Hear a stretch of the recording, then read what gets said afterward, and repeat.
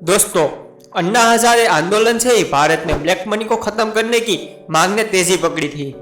आपको तो याद ही होगा कि कैसे केजरीवाल जेब में पर्चा लेकर चलते थे कि उनके पास मुकेश अंबानी के स्विस बैंक का अकाउंट का नंबर तक है।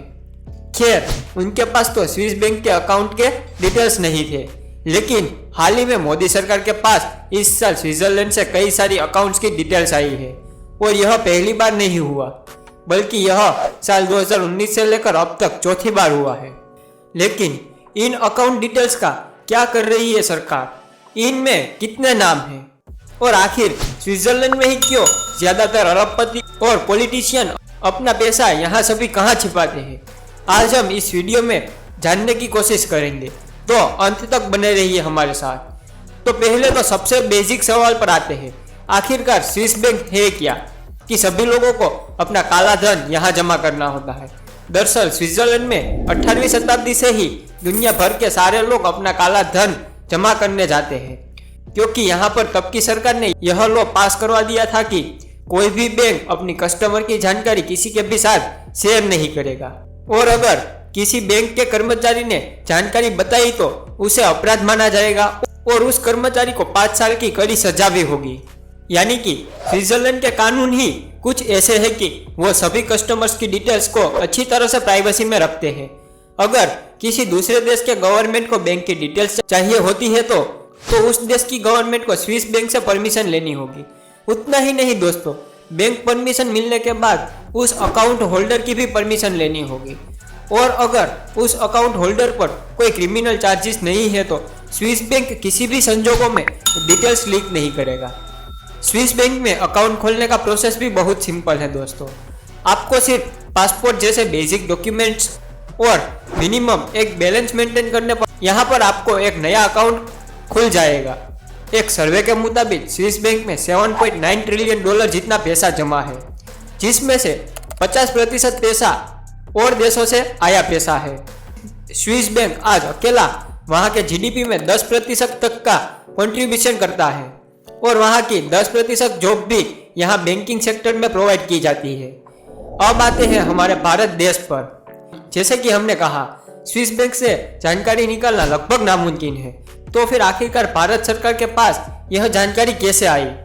इसके लिए हम चलते हैं साल 2018 में, जब भारत समेत कई सारे देश स्विट्जरलैंड पर यह प्रेशर बना रहे थे कि वो इन सभी अकाउंट्स की जानकारी को रिलीज करे, और इसके बाद स्विट्जरलैंड यह सभी जानकारी देने के लिए मान गया।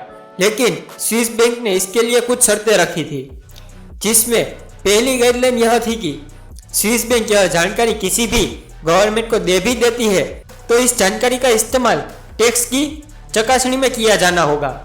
इसके बाद दूसरी गाइडलाइंस यह थी कि किसी भी हालत में उस देश की गवर्नमेंट इस डिटेल्स को पब्लिकली नहीं दिखा सकती, यानी कि इनमें शामिल लोगों के नाम आम जनता को नहीं मालूम होने चाहिए। अगर गवर्नमेंट ने इन दोनों गाइडलाइंस को तोड़ा तो स्विस बैंक उस देश की गवर्नमेंट पर कोर्ट केस तक कर सकती है, और शायद यह भी मुमकिन है कि स्विस बैंक आगे से उस देश की गवर्नमेंट को कोई भी पर्सनल डिटेल्स ना दे। तो क्या क्या मिला है सरकार को जो डिटेल्स स्विस बैंक देगा? उसमें अकाउंट होल्डर का नाम, address, country, tax ID number और पैन कार्ड नंबर और अकाउंट बैलेंस जैसी इंफॉर्मेशन दी जाएगी।